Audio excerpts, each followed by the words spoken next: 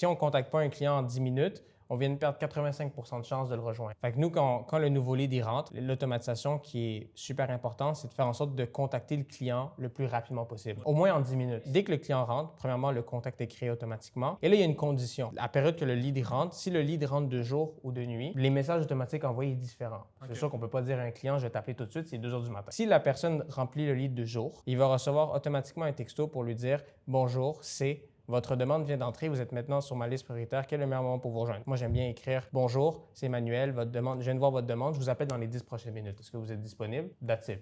Le client répond. Ensuite, tu reçois une notification automatiquement par numéro de téléphone et par courriel. Là, le CRM va attendre que la personne réponde. Si après 45 minutes, le client n'a pas répondu, le CRM va lui envoyer automatiquement un SMS de relance. « Salut, j'ai essayé de vous rejoindre sans réponse. Si le timing n'était pas bon, vous pouvez me donner un moment dans la journée qui vous convient. » Si le client a répondu, il ne va pas recevoir le message de relance. Ainsi de suite, si la personne ne répond pas à ici, bien là, il y a un deuxième texto ici qui est envoyé. Mais dernière chose pour aujourd'hui, j'ai commencé à regarder les options pour votre dossier de mon côté. Un simple oui et je vous appelle demain matin. Fait que ça veut dire que ça va le relancer 3 fois dans la journée.